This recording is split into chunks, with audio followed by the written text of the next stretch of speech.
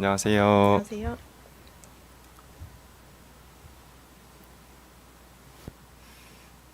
오늘 이 시간에는 그 대한뇌졸중학회와 함께하는 뇌졸중 제대로 치료하기 경동맥 협착이란 무엇인가에 대해서 알아보려고 합니다. 안녕하세요. 저는 일산백병원 신경과 박홍균입니다. 네, 안녕하세요. 저는 강동성심병원 신경과 박수연입니다.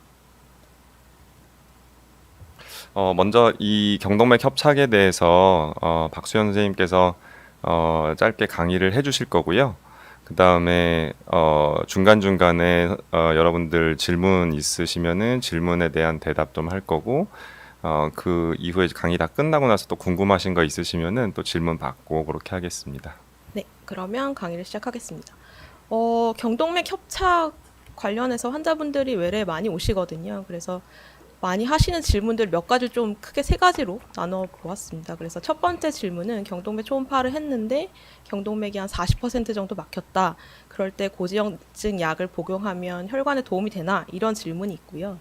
또 하나는 초음파 검사 결과에서 동맥경화가 조금 있다라고 하는데 관리를 하면 그런 것들이 없어지는지, 그리고 또 요새 한쪽 팔다리에 힘이 빠지는 느낌이 있는데 이게 이제 동맥경화랑 관련이 있을까요? 이러한 질문들도 있고, 그리고 마지막으로 뭐 최근 뇌경색 진단을 받았는데 이번에 시행한 뇌 CT 초음파 검사에서 협착이 한 70% 정도 됐다. 그런데 이제 약만 복용하면 되나요? 이런 질문들이 있습니다. 그러니까 검사하시고 경동맥이 막혔는데 약만 사용해도 되는가? 아니면 증상이 있을 땐 어떻게 해야 되는가? 이런 질문들을 많이 하시거든요. 그래서 경동맥이 무엇인가에서부터 일단은 시작을 해야 될 것 같아서 준비를 해보았습니다. 경동맥은 우리나라 말로 목동맥이라고 얘기를 하는데 쉽게 생각하시면 심장에서 나오는 혈액을 뇌로 보내려고 하는데 그 중간에 있는 동맥입니다. 그래서 여기 아래턱 밑에 이제 만져보시면 이제 팡팡 튀는 그런 곳이 이제 경동맥의 위치라고 할 수 있겠는데요.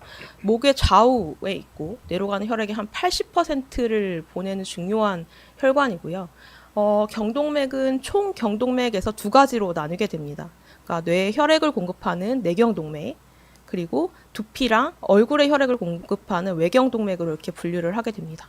그래서 경동맥 협착이다라고 하게 되면 그 경동맥의 내경이 좁아지거나 막히는 것을 의미를 하게 되는 것이거든요. 그래서 여러 가지 사실은 원인이 있습니다. 그래서 우리나라에서 경동맥 협착 환자가 어떤가, 현황이 어떤가를 봤더니 2016년에 이제 조사한 이래로 지속적으로 환자분들이 늘어나고 있거든요. 그래서 연평균 한 12%, 많게는 13%까지 늘어나고 있는데 경동맥 질환 환자만 한 10만 명 정도 되고 남성, 여성 모두 한 60대에서 제일 많다라고 알려져 있습니다. 그래서 이것과 관련돼서 진료비도 되게 많이 늘어나고 있는 현황이죠. 물론 저게 네. 70대가 된다고 주는 거는 아닐 거고요. 아마 이제 통계 그 뭐 어떤 사람들을 대상으로 보느냐 이런 거에 따라서 통계가 달라지는 거여서 뭐 나이가 들면서 더 증가한다고 생각하셔도 무방할 것 같습니다. 네, 그렇습니다. 그래서 이러한 환자분들이 계속 늘어나고 있는데 경동맥 협착의 원인은 가장 큰 거는 결국 죽상동맥 경화증입니다. 그러니까 죽상동맥 경화증이라고 하는 거는 죽상경화증과 동맥경화증을 합쳐서 이야기를 하는 건데 제대로 된 혈관이다라고 하게 되면 혈관의 내경이 이렇게 잘 유지가 되면서 이 안쪽으로 혈류가 흐르게 됩니다. 근데 이제 죽상동맥 경화증이 생겼다라고 했을 때는 혈관 자체가 좁아지면서 좁아진 혈관을 통해서 혈류가 흐르게 되거든요. 그래서 이런 것들을 이제 죽상동맥 경화증이 생긴 혈관이다 이야기를 하는데, 이렇게 죽상동맥 경화증이 생기는 거는 혈관 내막이 이제 증식을 하게 되는 거죠. 이게 안쪽에 뭐 콜레스테롤, 염증 세포 같은 것들이 쌓이고 중간에 섬유막이 이렇게 경화반이라고 이야기를 하는 것들이 쌓이게 되면 이게 혈관이 딱딱해지거든요. 그래서 이런 것들이 이제 어디든지 다 생길 수가 있는데 특히 경동맥에 생겼다라고 했을 때 경동맥 협착을 일으키게 되는 거죠. 그래서 이렇게 죽상동맥 경화증을 유발하는 원인은 되게 다양하게 있습니다. 이미 다 아실 거예요. 뭐 고혈압, 당뇨, 콜레스테롤 혈증, 흡연하시는 분들, 스트레스 심지어 또 뭐 요즘에 이제 고지방식 많이 드시고 과식하고 운동 부족, 그러니까 이런 것들이 공통적으로 얘기하는 것들은 혈관 내벽을 손상을 시키는 것들이거든요. 그러면서 죽상 경화반을 쉽게 형성하도록 하면서 혈관을 좁아지게 하게 됩니다.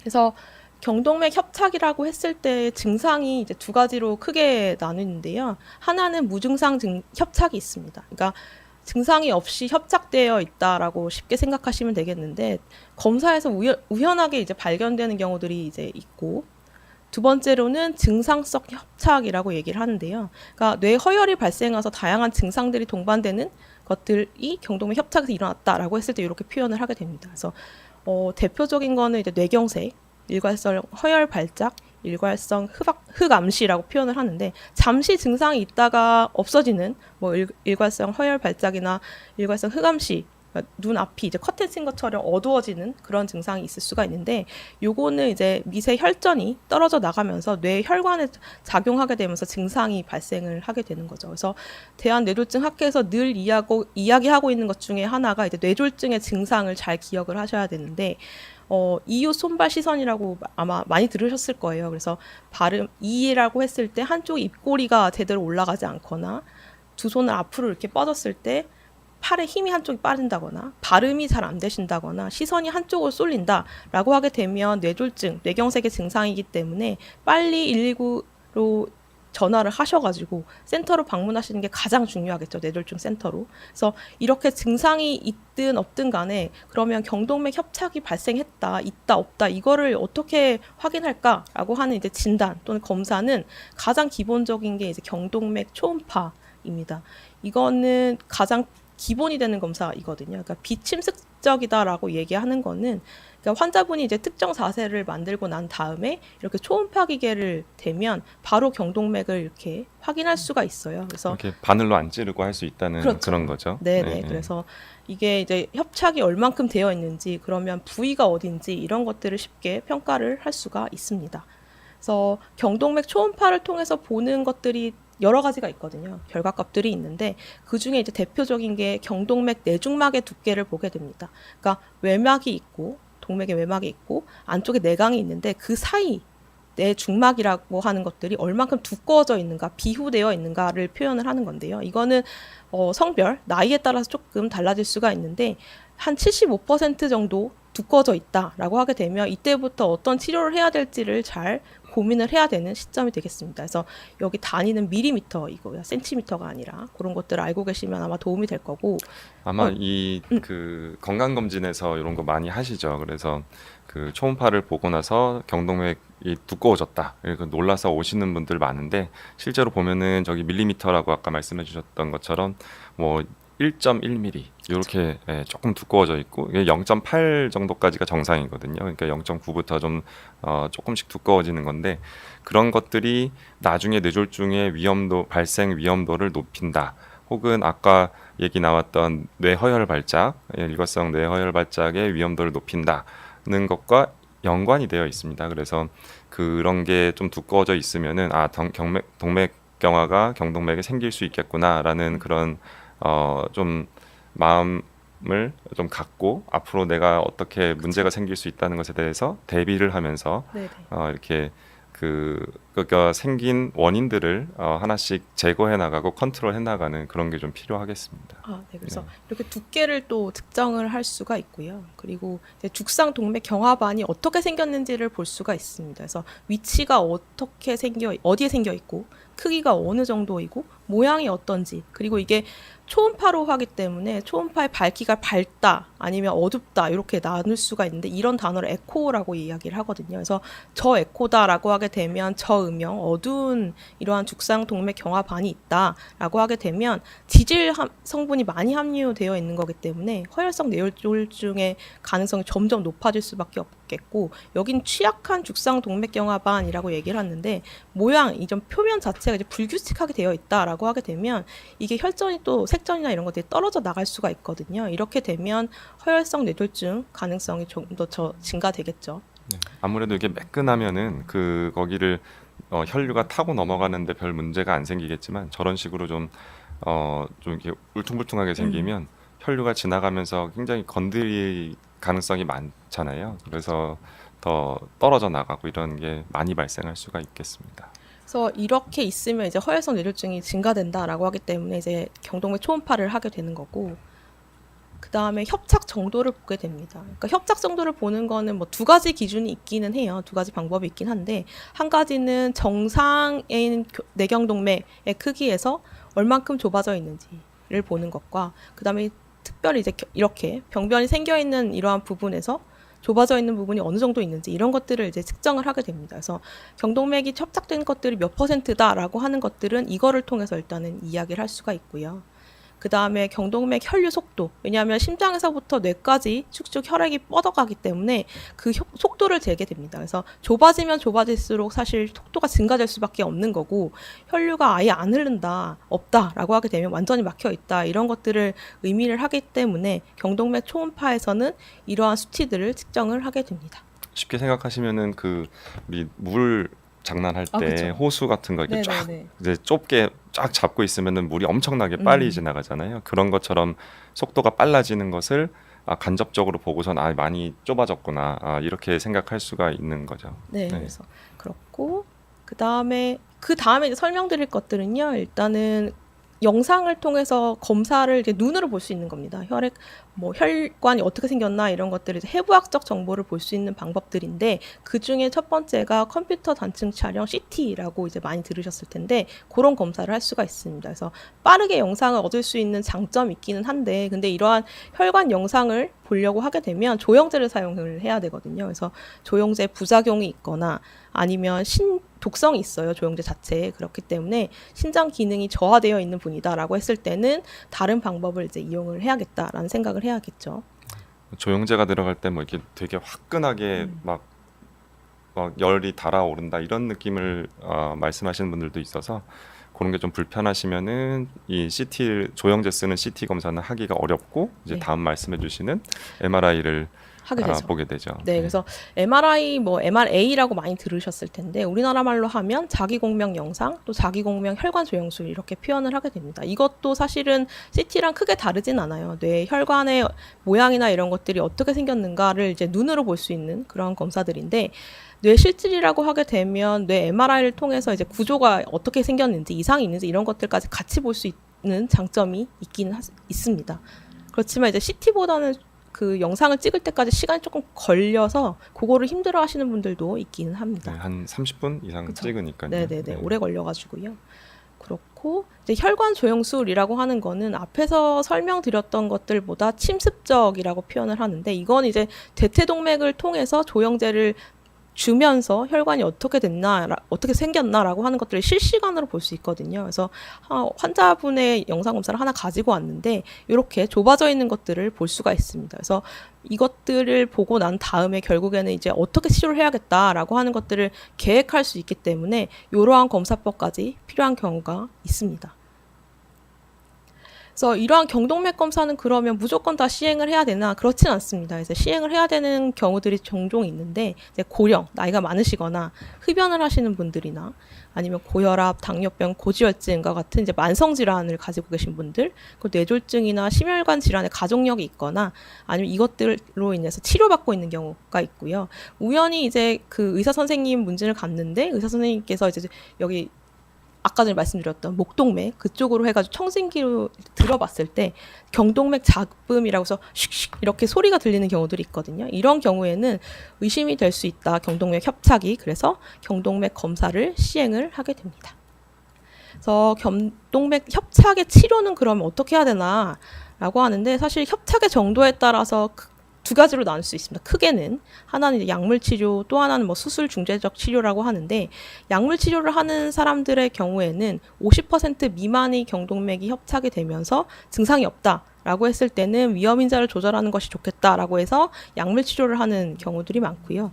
수술이나 중재적 치료를 한다라고 하는 경우는 70% 이상의 증상성 협착이 있고 이런 경우에는 이제 수술 또는 중재적 시술을 반드시 해야 되고 이제 고려를 해야 되는 경우들이 있습니다. 그래서 50%에서 한 69% 정도 이제 막혔는데 증상이 있다라고 하는 경우나 아니면 60% 이상이 증상이 없이 경동맥 협착이 있다라고 할 때는 이런 것들을 고려를 해볼 수가 있습니다.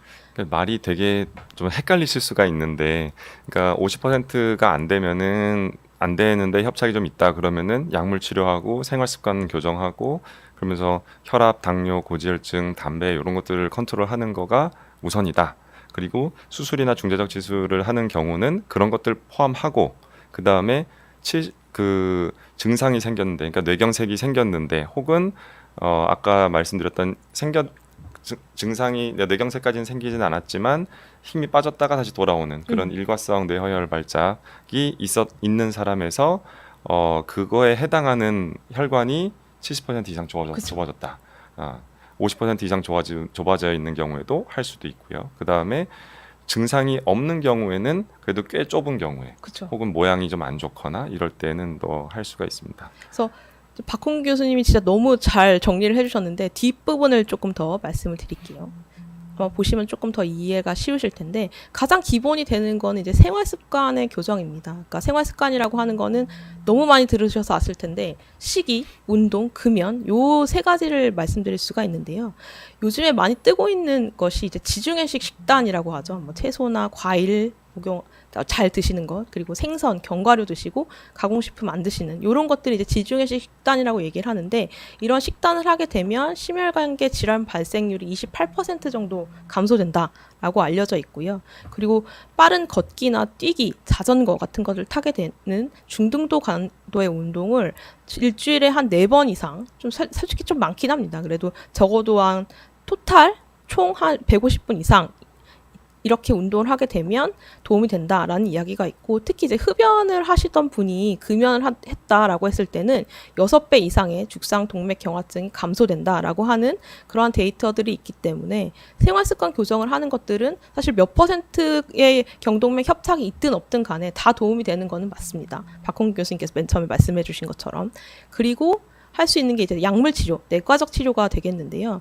50% 이상 경동맥 협착이 있거나 아니면 뭐 경동맥 이전에 시술을 받은 사람이 이다라고 했을 때는 항혈전제 사용하는 것들을 고려해 볼 수가 있겠죠. 그래서 뭐 아스피린, 클로피도그렐, 뭐 리바록사반 이런 것들을 사용할 수가 있는데 뇌졸중이나 일괄성 허혈 발작 17% 정도를 이제 감소한다라고 하는 그런 데이터들이 있고 그리고 고지혈증 약을 복용을 하게 되면 혈중 콜레스테롤을 감소하는 효과도 있긴 하지만 생성된 경동맥 협착 또 아니면 죽상경화반 이런 것들을 안정화하는 효과가 있기 때문에 뇌졸중을 한 30% 정도 감소시킨다라고 해서 목표치는 이제 혈중의 저밀도 지질 단백이 한 70mg per 데시리터 정도 되게끔 하는 것들이 중요하겠고 만약 심혈관계 질환을 가지고 있다라고 하게 되면 이것보다 조금 더 낮춰서 보게 됩니다. 그 혈압이 높거나 했을 때는 혈압 그 타겟 목표를 한 130에서 80 정도로 낮춰서 보자고 하는 것들이 뇌졸중을 22% 정도 감소시키는 효과가 있어서 도움이 된다라고 알려져 있고요. 당뇨 환자는 이제 당화혈색소 꾸준히 검사를 하실 텐데 그건 7% 미만으로 조절하자라고 하는 것들이 약물 치료의 지침이 되겠습니다. 그 다음에 이제 말씀드릴 것들이 이제 수술과 관련되어 있는 내용들인데요. 앞에서 말씀드렸다시피 이제 경동맥 내막 절제술이 수술에 포함이 되는데 70% 이상 경동맥 협착증이 있는 환자가 뭐 시기도 하고 그다음에 뭐 약물 치료도 하고 했는데 그럼에도 불구하고 비교를 해봤더니 뇌졸중 예방 효과가 경동맥 내막 절제술을 하니까 훨씬 더 좋았다라고 하는 결과들이 되게 여러 가지가 있었거든요. 그래서 이런 것들을 이제 바탕으로 해서 경동맥을 직접 절개를 하는 거죠. 이건 전신마취 하에 하는 겁니다. 그래서 죽상 동맥 경화반이 쌓여 있는 것들을 끄집어내는 혈관을 내막을 제거해서 다시 봉합하는 이런 것들이 이제 경동맥 내막 절제술이라고 말씀드릴 수가 있겠고요.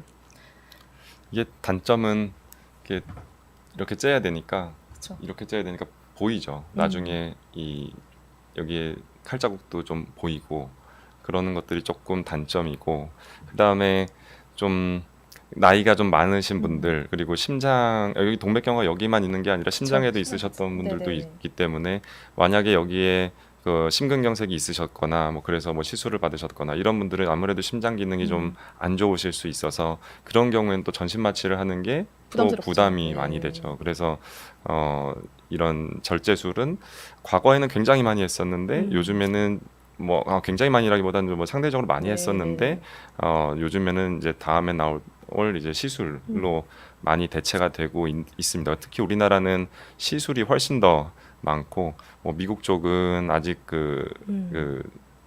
수술이 좀 더 수술, 많긴 네. 한데 우리나라는 뭐 굉장히 시술을 많이 하는 나라 중에 하나죠. 그래서 이제 말씀드린 이제 시술, 이제 중재석 시술, 스텐트 치료라고 이제 쉽게 얘기를 할 수가 있는데 말씀드린 것처럼 외과적 절개 없이 그냥 혈관 안쪽에 스텐트를 넣는데요. 그 아까 전에 검사하는 부분에 있어서 혈관 조영술을 말씀을 드렸었는데 혈관 조영술을 하면서 이렇게 스텐트를 넣는 경우들이 대부분입니다. 그래서 혈관 조영술을 했던 이제 혈관에서 이렇게 좁아져 있다가 스텐트를 넣고 이렇게 늘어나는 것들을 볼 수가 있는데 말씀드린 것처럼 수술하기에 너무 부담스럽다, 고위험 환자다라고 하게 되거나 아니면은 이런 경동맥이 너무 이제 그 목 근처, 그 얼굴 근처에 있다라고 하게 되면은 이렇게 접근하기가 되게 어렵거든요, 수술하기가. 그럴 경우에는 스텐트 치료를 사실 많이 하고 있는 실정입니다. 네. 이렇게 수술을 할 때 여기 이 정도까지 뭐 그쵸. 짤 수가 있는데 그 이 갈라져 있는 부분이 더 위에 있는 분들도 있어요. 이 턱뼈 안쪽에. 그러면은 뭐 거기를 수술해서 꺼내는 게 굉장히 어렵고 네. 그래서 이제 안 되는 경우도 많죠. 그래서 이 수술하는 게 조금 더 이 자세가 안 나오는 분들이 예, 왜냐면 있겠습니다. 여기 턱에 있어요. 이게 뼈가 있기 때문에 이거를 뚫고서는 이게 하기가 되게 어렵다고 네. 하시더라고요. 실제로 이제 하시는 분들은. 그래서 이제 스텐트 치료를 해야 된다라고 이제 아예 권고를 하시는 분들도 있습니다. 그래서 이렇게 경동맥 협착이 됐을 때 경과랑 예후가 어떤가를 이제 보게 되면 60% 이상 경동맥이 협착됐다라고 했을 때는 약물 치료를 하게 되겠죠. 그럼에도 불구하고 경동맥 협착은 조금씩 악화되고 있다라고 하는 결과들이 있고요.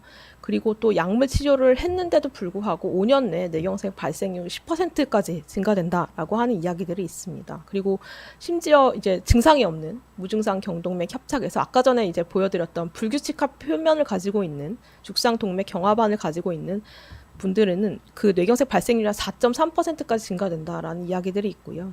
그리고 뇌경색 증상이 있었고 70% 경동맥 협착이 있어서 약물 요법을 했다라고 해도 2년 내에 뇌졸중 재발률이 한 26%까지 증가된다라고 알려져 있기 때문에 사실 경동맥 협착을 그냥 두기에는 조금 위험한 분들이 있는 거는 맞습니다.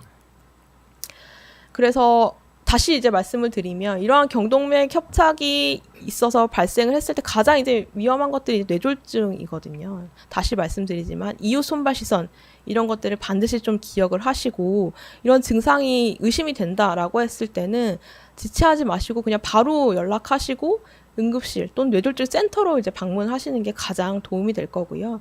근처에 어디 병원에 어떻게 있냐라고 하는 것들은 이제 홈페이지 가시면 뇌졸중 센터 그러니까 어디에 있는지를 정확하게 아실 수가 있어서 도움이 되실 것 같습니다. 그래서 다시 이제 처음 질문에 대한 답을 조금 드리면서 마무리를 지려고 하는데 경동맥 초음파를 했는데 경동맥이 한 40% 정도 막혔다고 하는데요. 고지혈증 복용하면 혈관이 도움이 될까요? 인데 답은 이제 도움이 되는 거죠. 그래서 말씀드렸듯이 이제 고지혈증 약을 드시는 것뿐만 아니라 뭐 필요하다라고 하게 되면 항혈소판제를 이제 신경과 전문의와 상의를 해서 드실지 또 식이, 금연, 운동 이런 것들 생활습관 교정하시는 것들이 가장 도움이 많이 되겠죠. 그 다음에 이제 두 번째 질문. 경동맥 초음파에서 결과가 이제 동맥경화가 있는데 이게 관리하면 없어질 수가 있는지 그리고 또 한쪽 팔다리에 힘 빠지는 이런 증상들이 있는데 관련이 있는지. 사실 이제 이 협착 정도가 어느 정도에 따라서 다를 수가 있지만 아까 전에 경과나 예후에서 말씀드렸다시피 아예 없어지기는 사실 쉽지는 않습니다. 그래서 그것들을 관리를 해야 된다라고 말씀드리는 것들이 있는 거고 또 한쪽 팔다리 힘이 빠지는 것들이 있으면 이게 어느 쪽에 생겨서 어떻게 증상이 나타나는가에 따라서 사실은 조금 다를 수가 있기는 한데 관련이 있을 수도 있다라고 말씀을 드리는 이게 거죠. 저 힘 빠지는 느낌이라는 그 표현이 되게 애매한 건데요. 이게 힘이 진짜로 빠져서 팔을 들어봤는데 이렇게 떨어진다. 이거는 확실히 힘이 빠진 거죠. 근데 그냥 뭔가 그냥 좀 불편하고 감각이 조금 이상한 것 네네. 같고 항상 좀 그랬었고 그러면은 저거는 좀 아닐 수도 있죠. 그래서 네. 힘 빠지는 그 느낌이 아니라 힘 빠지는 거가 확실하다면 그러면은 이게 아까 나왔던 일과성 뇌허혈 발작, 뇌경색이 살짝 왔다 가는 거, 예, 흔적은 안 남기고 왔다 가는 거 그걸 수 있으니까 그거는 동맥경화랑 관련이 있을 수 있습니다. 그러니까 증상이 어떤지가 제일 중요한 네. 것 같아요. 그래서 증상과 그다음에 협착의 정도, 위치 이런 것들을 같이 봐야지 되는 것들이 있겠고 그다음에 세 번째 이제 질문이 되겠는데요. 이제 최근에 뇌경색 진단을 받은 환자분이신데 일단은 검사를 하면서 경동맥 협착이 한 70% 정도 됐다라고 하는데 약만 복용하면 되나요? 이런 질문들이 되게 많아요. 그러면 이게 이러한 경동맥 협착이 생기고 난 다음에 경동맥 협착에 의해서 뇌경색이 발생했다라고 하게 되면 당연히 이제 시술이나 수술을 하셔야 되겠죠. 그런데 그게 아니라 그거와 관련 없는 부위에 이제 경동맥 협착이 있다라고 하게 되면 이런 경우에도 권고는 드려야 될 것 같습니다. 고려는 해봐야 되겠죠. 당연히 이제 시술이나 수술을 할지에 대해서 고려를 조금 해봐야 된다고 말씀드릴 수 있을 것 같습니다. 그러니까 뇌경색이 왼쪽에 생겼는데 혈관은 여기가 안 좋습니다. 근데 뇌경색이 이쪽에 생겼는데 혈관이 이쪽이 안 좋으면 그거는 일로 가는 건 쉽지 않거든요. 그 거의 불가능하거나 아주 특수한 경우만 가능한 거라서 그런 경우는 일단은 안 해도 되지만 그렇지만 여기도 이쪽으로 또 생길 확률이 상당히 높긴 하죠. 예.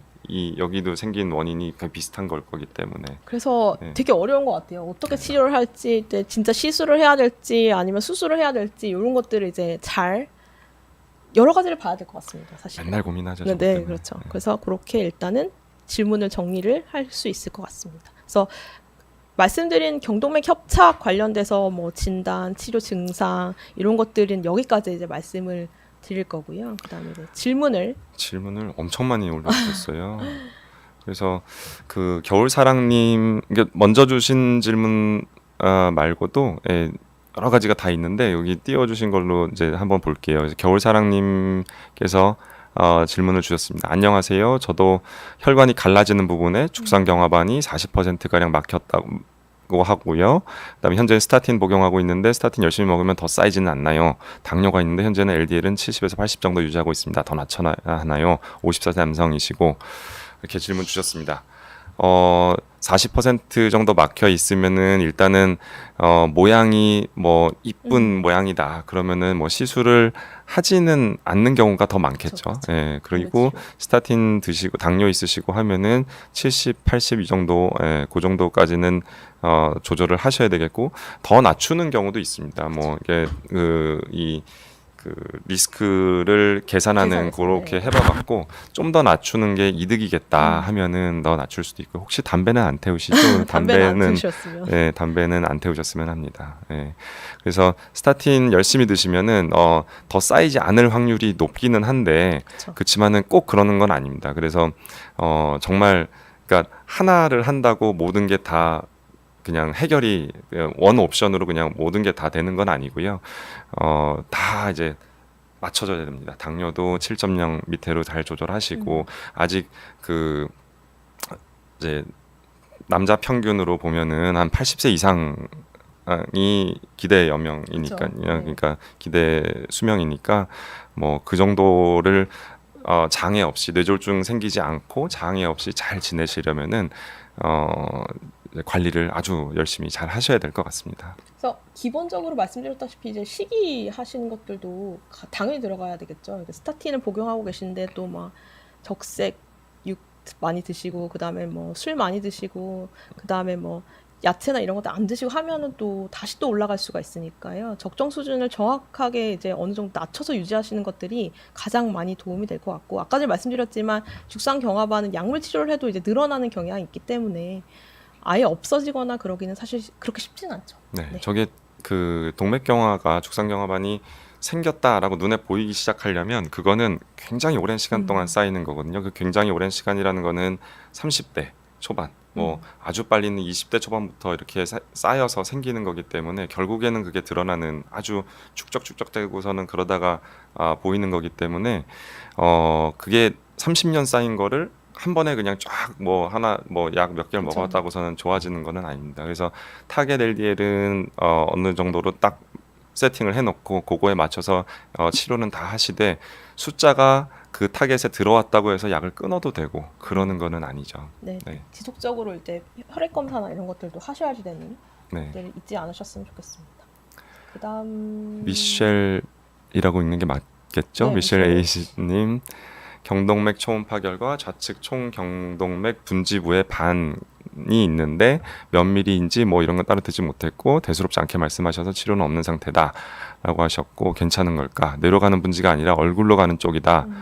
막혀더라도 최악의 상황 아니라고 말씀하셨다.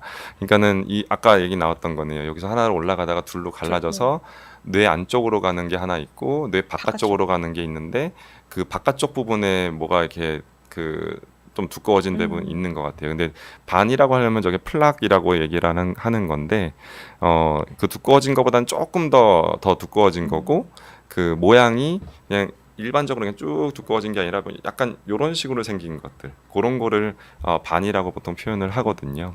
그러니까 동맥경화가 있으시긴 한 거죠. 예, 저런 경우에는 지금 뭐 생활습관 상태라든지 흡연 유무 그다음에 그 피검사들 수치들 혈압 이런 것들 다 봐갖고서는 쓰는 게 좋겠으면은 쓰는 게 맞겠습니다. 그렇죠. 네. 맞겠죠. 그냥 두셨다가 더 커지거나 그러면 또 증상이 나타날 수는 있잖아요. 네, 그렇기 그러니까 때문에. 거기에만 있는 건 아니거든요. 바깥으로 가는 분지에만 있는 건 아닐 거고 그 밑에 쪽에 요 총경동맥 쪽에도 어느 정도는 동맥경화가 있긴 할 겁니다. 그러니까 좀 두꺼워지는 그쵸. 그런 거라도. 예. 필요하시다고 하게 되면 검사를 뭐 따로 다시 그러니까 따로 하시는 게 아니라 추후에 다시 한번 해보신다든지 다른 곳에는 없는지 이런 것들을 확인하시는 것도 도움이 되실 것 같습니다. 그 다음에 갈까요? 네. 엔젤 엔젤님, 어, 경동맥 이상은 경동맥 초음파로 다 확인할 수 있나요? 작년에 혈압이 크게 갑자기 올라 병원에서 병원에 가서 네, MRI를 찍었는데 경동맥도 찍을 때 함께 찍었는데 초음파와는 어떻게 다른가? 그러니까 이거는 제가 먼저 말씀드려보면은 경동맥 초음파로 모두 확인할 수 있는 건 아닙니다. 왜냐면은 경동맥이 아까 말씀드렸듯이 요 위에를 보고 싶은 경동맥 부분이 있는데 거기는 요 안쪽 뼈 때문에 뭐 못 보는 경우도 있어요. 그래서 경동맥은 여기서부터 이제 쭉 요 위에까지 다 연결이 돼 있는데 그것까지는 못 볼 수도 있어서 다 확인할 수는 없을 수도 있다. 안 보이는 부분이 있다. 그리고 MRI를 경동맥까지 다 찍으셨는데 이제 이렇게 생각하시면 됩니다. MRA는 그러니까 전체적인 윤곽을 쫙 보는 거예요. 그래서 이게 크게 좁아져 있다 없다 이런 걸 갖다가 좀 볼 수 있는 거고 어디가 울퉁불퉁한 데가 있다 이렇게 보는 건데 초음파는 그거의 좀 성상을 좀 더 자세하게 볼 수 있습니다. 다이렉트가 여기다 딱 대고서는 보기 때문에 모양이라든지 물론 여기에 동맥경화가 있다. 그쵸. 그러면은 여기를 타겟해서 내가 보고 싶은 거를 좀 더 열심히 잘 볼 수가 있기 때문에 그런 국소적인 문제를 보는 데에는 초음파가 더 좋을 수도 있습니다. 뭐 혈류 속도는 아까 전에 말씀드렸다시피 그리고 그 어떻게 반이라고 표현했던 그런 것들이 어떻게 생겼는지 그런 것들도 초음파를 통해서 조금 더 잘 볼 수 있고 네.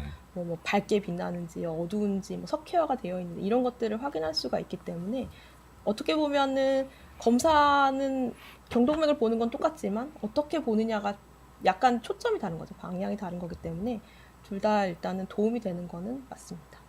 그다음에 JKC 님이시고 경동맥 협착증이 있으면 다른 동맥 부위에서도 협착증이 있는 것인가요? 아니면 경동맥에서만 특히 협착이 잘 일어나는 것인가요? 경동맥에서만 특히 협착이 잘 일어나는 이유가 무엇인지요?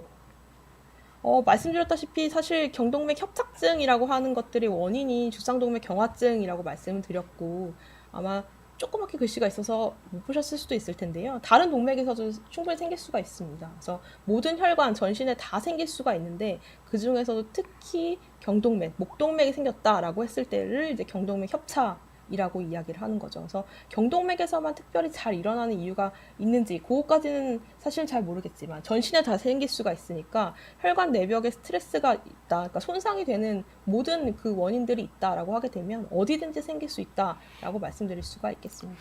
우리 몸에서 또 저는 협착이 그런 죽상경화반이 잘 생길 수 있는 동맥경화가 잘 생길 수 있는 부분들은 이렇게 좀 갈라지는 부분들이죠. 그래서 심장에서 심장. 나와서 네. 심장 쪽도 그렇고 심장에서 나와서 대동맥 이렇게 넘어가는 그 부분도 좀 잘 생기고 쭉 내려가다가 다리 쪽으로 가는 혈관들 그 다음에 신장으로 나가는 혈관들 이런 데서 좀 잘 생기죠. 그러니까 좀 갈라지거나 확 꺾이거나 그러면은 아무래도 우리 시냇물 같은 게뭐 흐르다가 보면 안쪽에 도 쌓이잖아요. 그런 것처럼 그런 게 혈류가 확 속도가 달라질 수 있는 부분들 그런 데는 좀 더 잘 쌓일 수도 있습니다. 생각해 보시면 이게 일정한 속도로 흐르는 게 아니라 속도가 갑자기 나눠지게 되면 확 늘어나잖아요. 그러면 아무래도 그 손상이 좀 손상이 많이 좀 될 더 수 많이 될 있죠. 수가 있으니까 그런 부위에 잘 생기는 것들이 특징입니다.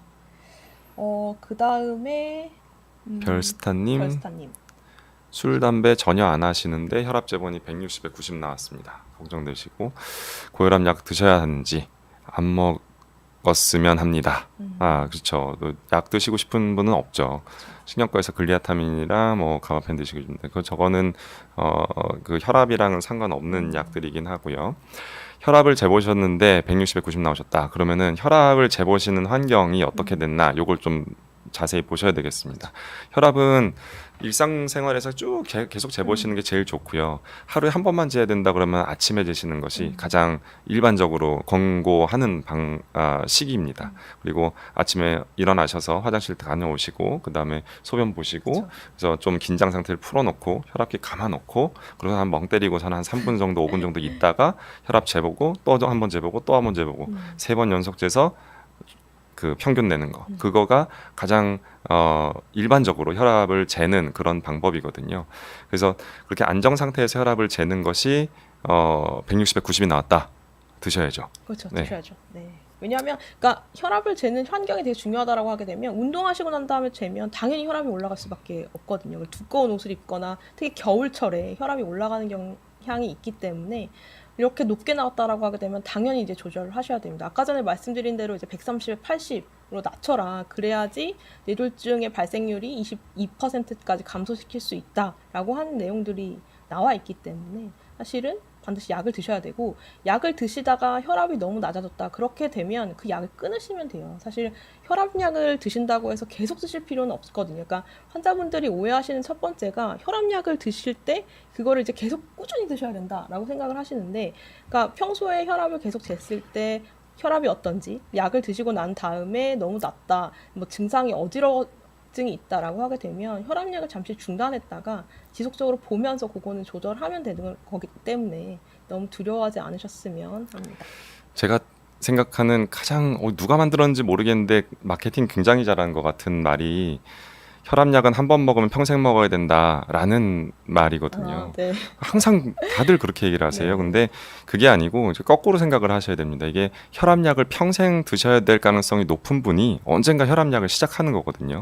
그러니까는 일단은 그리고 혈압은 계속 혈압이 높으면은 우리 몸의 혈관들이 계속 다 잽을 맞고 있는 거예요. 뭐 이렇게 큰 카운터 펀치를 맞지는 않았지만 계속 잽을 맞고 있는 건데 그 잽도 쌓이다 보면은 계속 문제를 일으키게 됩니다. 그러니까는 혈압을 일단 떨궈 놓고 그 다음에 내 생활 습관 바꾸고 덜 짜게 먹고 운동하고 하면서 혈압을 조금씩 더 조절을 하다 보면 혈압약을 줄일 수가 있거든요. 그러면은 줄이고 끊을 수도 있어요. 그러니까 이거를 혈압을 낮게 조절하는 게 목적이지 혈압약을 뭐 하나를 먹고 뭐 그렇게 해서 그냥 만족하고 이렇게 하는 그게 네, 최종 목표가 아닙니다. 그러니까 무조건 낮게 유지하는 거가 좋습니다.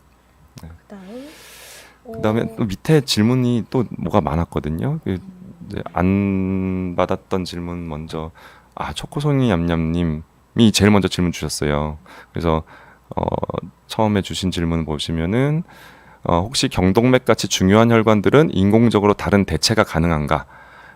만약에 특정 혈관이 재활 불가능, 그러니까 그걸 쓸 수 없는 혈관이면 어떻게 하냐 이 말씀이신 것 같은데 인공적으로 다른 대체가 가능하긴 하죠. 그러니까 뭐 인조 혈관들도 있거든요. 그리고 근데 경동맥에는 보통은 인조 혈관을 쓰지는 않고요. 시술이나 수술로 해서 이 경동맥 협착을 좀 해결을 보는 편이고 인조 혈관들은 보통 이제 대동맥 같은데 대동맥 같은 데다가 쫙 연결을 해놓거나 아니면 그러니까 대동맥 박리가 있어서 여기서부터 이만큼 다 해야 되는 그런 경우에는 그쪽에를 뭘 한다든지 아니면은 동맥류가 대동맥에 엄청 크게 이렇게 생겨서 그런 경우에는 이거를 뭐 어떻게 할 수가 없다. 그럼 그 안에다가 그냥 통로를 만들어 주는 거죠. 그런 식으로 하기도 합니다. 네, 겨울철에 혈관이 수축된다고 들었습니다. 수축할 수는 있겠죠. 근데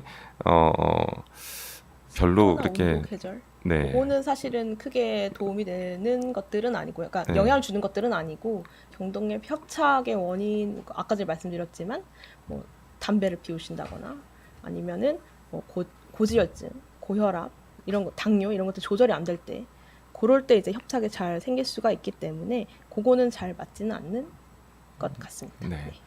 그리고 혈관이 수축될 수는 있는데 그게 증상을 일으켜서 뇌경색을 일으킨다. 뭐 꼭 그런 거는 아닙니다. 그러니까 겨울철에 좀 더 많은 것처럼 보여서 우리가 실제로 통계를 봤는데 그렇진 않아요. 그냥 비슷하게 사계절 내내. 예, 네. 계속 그냥 다 또 비슷하게 생기지 특정적으로 뭐 겨울에 더 많이 생긴다. 그런 통계는 아직까지는 못 봤습니다. 그리고 또 뇌경색, 심근경색처럼 경동맥도 경색이 있나요? 그러니까 저거는 이제 경색이라고 하는 거는 그러니까 뇌경색 그러면 뇌가 타겟으로 돼서 거기가 혈관이 막혀서 막힌 거. 문제가 생긴 거. 심근경색이면 심근이 로 가는 혈관이 막혀서 심근에 문제가 생긴 거인데 경동맥으로 가는 혈관이 막혀서 경색이 생긴 거. 요거는 이제 그 말 자체가 맞지는 않죠. 그러니까 그쵸. 경동맥이 막힐 수는 있습니다. 경동맥이 협착이 생기거나 폐색이 생기거나 이렇게 막힐 수는 있는데 그렇게 되면은 뇌경색이 생기겠죠. 생기는 네. 그러니까 목동맥이 양쪽 두 개가 다 있잖아요. 그래서 한쪽이 이제 막히면 어떻게 보면 한쪽으로 해가지고서는 계속 혈류가 흐르면서 뇌 안쪽에 그 혈액이 공급이 되는데 여기 막혀 있는데 반대쪽이 문제가 있다라고 하게 되면 그때는 정말 큰일이 나는 거죠. 그러니까 뇌경색이 심각하게 생길 수가 있어서 그런 경우를 말씀을 드리는 겁니다. 그러니까 뇌동맥의 경색이라고 하는 거는 잘 없고 이 협착 아니면 아예 그 막혔다. 폐색 이렇게 표현을 하는 게 더 정확한 표현인 것 같습니다.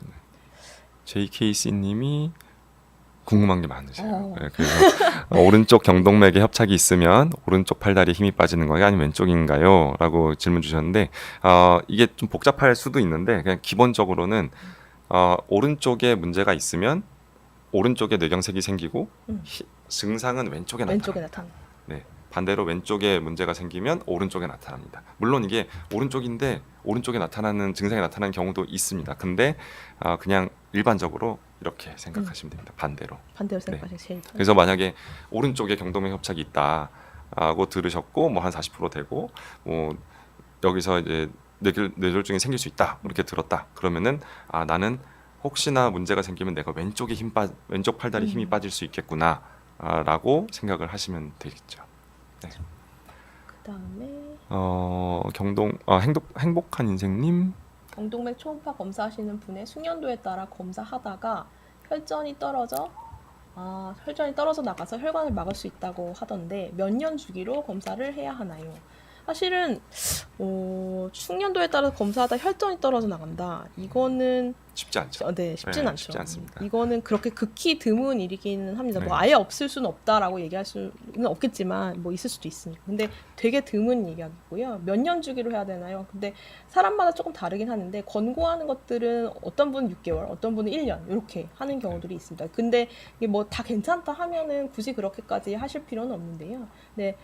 좁아져 있는 부분들이 있고 그다음에 그러니까 죽상 동맥 경화 반이 있다라고 했을 때에는 약을 드시는 것들을 권고를 드릴 거고 그리고 검사도 이제 주기적으로 하라고 말씀드릴 텐데 어떤 분은 6개월, 어떤 분은 1년 이렇게 이야기를 하게 됩니다.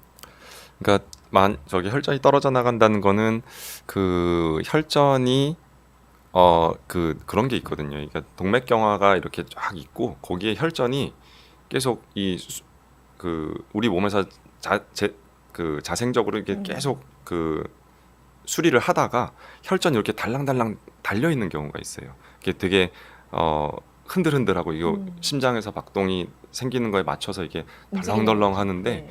그게 이렇게 눌러서 하다가 날아가고 이러는 경우도 드물게 있습니다. 정말 드물게 있어서 그럴 때는 뭐 녹이는 약을 쓴다든지 뭐 아니면 시술을 그냥 바로 해버린다든지 뭐 이런 경우도 있는데 그런 경우는 일단 굉장히 적습니다. 네. 네, 굉장히 적기 때문에 너무 걱정하실 필요는 없겠고 그리고 동맥경화의 모양이 아주 막 불규칙하고 너무 더 안 좋다 그런 경우에도 뭐 그럴 수는 있겠는데 그럴 확률은 극히 적을 것 같아요. 많지는 않을 것 봅니다. 같습니다. 네. 네, 아직까지는 사실 저는 못 들어보긴 했거든요. 아직까지는 저는 못 들어보긴 해서 일단 그런 것들 때문에 검사를 피하시거나 그럴 필요는 전혀 없으실 것 네. 같습니다. 그렇죠. 네. 그 다음에 또 JKC님께서 하나 더 질문 주셨고, 아스피린과 네오빅스를 같이 드시고 계시는데, 네오빅스가 아마 클로피도그렐 같죠? 네, 그거를 같이 이제 먹어도, 드셔도 괜찮은 것 같습니다. 왜냐하면, 그러니까 아스피린이라고 하는 것들과 클로피도그렐이라고 하는 것들은 사실 역할이 조금 다르거든요. 그래서 그거를 같이 받으셨다라고 하는 거는 이거 자체는 아마 이유가, 찾아주셨네요. 네. 네, 네오빅스 클로피도그렐 맞고요. 네. 네. 그래서 아마 그 같이 드셔야 될 이유가 있어서 네. 예. 그래서 아마 그렇게 드셨는데 이제 중요한 거는 출혈 부작용이 있으실 수가 있으니 만약에 뭐 혈뇨나 혈변이나 그런 게 보인다라고 하게 되면 당연히 바로 응급실로 가셔야 되는 거고 그렇지 않다라고 하게 되면 이유가 있으셔서 아마 드실 거니까 그렇게 드시다가 필요하다라고 하게 되면 하나로 아마 줄이실 거예요. 어느 것들인지 상태에 따라서. 그래서 다른 것들과 같이 이제 고려를 해서 해야 되는 거라서 지금 당장 이제 답만 딱 원하신다 하면 드셔도 상관은 없습니다. 네. 그렇고요. 그래서 일단은 경동맥 협착이라고 하는 게 생각보다 되게 많으세요. 그러니까 모르고 계셨다가 이제 건강검진에서 우연히 발견되는 분들이 너무 많아서 오시는데 오시게 된다고 하게 되면 이거 뭐 다른 검사 또 추가로 해야지 되나요? 아니면 또 언제 해야 되나요? 이런 것들을 반복적으로 계속 이야기를 하고 질문을 받는데 이번 시간에는 뭐 정리하게 명쾌하게 정리해서 말씀드린다라고 하게 되면 생활 습관을 교정하는 게 우선이겠고 그리고 협착이 어느 정도 되느냐, 뭐 몇 퍼센트 되느냐 요거에 따라서 약을 쓸지 아니면 수술적 치료까지 진짜 해야 될지 이런 것들이 되게 중요할 것 같고요. 그리고 협착의 정도가 한쪽에 생겼는데 증상이 있다라고 했다고 하게 되면 그건 진짜 반드시 응급실로 오셔야 되는 것들이 가장 중요할 것 같습니다. 그러니까 지체하실 필요는 전혀 없고 진짜 아까 전에 질문 주신 것처럼 만약에 정말 검사를 하다가 혈전이 날아가서 생기면 어떨까나 그런 것들은 사실 되게 극히 드문 일들이기 때문에 오히려 검사 안 하시고 아무것도 진단 받지 않으시고 치료 안 받으셨다가 문제가 생기는 게 되면 더 위험할 수 있기 때문에 그런 경우를 제외하고는 반드시 오셔서 한 번씩 아까 전에 이제 검사를 해야 되는 것들을 말씀을 드렸었잖아요. 뭐 나이가 많으신 분들, 흡연자, 그리고 특히 만성 질환이 있으시다라고 했을 때는 반드시 한번 검사를 받으시는 것들이 도움이 될 것 같습니다. 뭐 연세가 있으실 때마다 60대에서 제일 많이 이제 발견이 되기 때문에 60대, 70대 분들 아직 검사 안 하셨다. 그리고 뭐 검사를 해야 되는 그런 것들을 가지고 계셨다라고 할 때는 주체하지 마시고 검사를 한번 받아보시는 게 나중에 뭐 뇌경색으로 이어지지 않게끔 하는데 가장 중요한 것들이 아닐까라는 생각이 들긴 합니다. 그리고 또 하나 이제 말씀드리고 싶은 거는 그 이제 한쪽에 힘이 빠졌어요. 근데 한 5분 있다가 10분 있다가 좋아졌어요. 꽤 있잖아요. 그죠, 되게 많죠. 어떻게 해야 될까? 이게 이제 중요한 건데 오셔야 됩니다. 그 뇌경색이 생기기 전에 이런 식으로 일과성 허혈 발작이 있었던 그런고 나서 한 달 이내에 재발률이 꽤 있어요. 그쵸. 실제로 뇌경색이 생기는 분들이 한 30% 정도로 있습니다. 그러니까 실제로 뇌경색이 생기는 거를 예방하기 위해서는 이렇게 힘 빠졌다가 다시 좋아졌을 때 그때 이거 그 얘기구나. 그 얘기가 이 얘기구나 하고서는 빨리 오셔서 적절한 치료를 받으셔야 그 다음에 이 뇌경색이 실제로 생기는 거를 예방을 할 수가 있습니다. 막을 수가 있습니다. 되게 중요한 얘기를 해주셨거든요. 그러니까 증상이 잠시 있다가 좋아지면 계속 괜찮겠지 하면서 아무것도 안 하시는 경우를 되게 많아요. 근데 알고 보면 이제 검사 안 받으시고 있었다가 뭐 당뇨가 뒤늦게 발견된다거나 고지혈증이 뒤늦게 발견된거나 아니면 고혈압이 뒤늦게 발견된다거나 이런 경우들이 있거든요. 그래서 검사를 하다 보면 이제 경동맥도 협착이 되어 있고 막 좁아져 있고 해서 시술도 받으셔야 되고 하는데 그런 것들을 기회를 놓치실 수가 있기 때문에 만약에 증상이 있다, 의심이 된다라고 하게 되면 무조건 한번 오시는 것들이 그래서 검사를 받으시는 것들이 제일 중요하지 않을까라는 생각이 듭니다. 네. 그리고 아까 질문 하나가 있었는데 없어진 것 같은데 그 경동맥 진료는 신경과 외에 어느 과에서 하냐? 여러 과에서 많이 합니다. 그냥 내과에서도 하고요. 뭐 심장내과 쪽에서도 하고 신경외과에서도 하고 많이 합니다. 그러니까는 뭐 이건 아니죠. 네. 네. 그래서 여러 과들에서 하니까 뭐 그거 진료하시는 거 붙어 있는 대로 그렇게 하시면 될 것 같아요. 네. 네. 이제 시간이 얼추 다 돼서 저희가 이제 마무리를 해야 될 것 같습니다. 그러니까 경동맥 질환 이렇게 따로 떼서 얘기를 드리기는 했는데 좀 일반적으로는 그냥 혈관 질환에 대해서 관리를 하는 거다라고 생각을 하시면 되겠고, 말씀 강의에서 잘 말씀해 주셨듯이 그 생활 습관 관리, 이게 사실 굉장히 중요합니다. 그냥 툭툭 얘기하는 그런 게 아니고요. 정말 중요한 거고, 그거에 덧붙여서 약이 필요하신 분들은 약을 쓰는 거고, 그래서 그 혈관 질환들을 잘 관리를 하셔서 뇌졸중 안 생기시기를 바라겠습니다. 네. 네, 강의 그리고 질문에 대한 이야기들은 여기까지 일단 하는 걸로 하겠습니다. 네, 그러면 좋은 밤 되십시오. 네, 다음에 뵙겠습니다. 네, 감사합니다. 안녕히 가세요.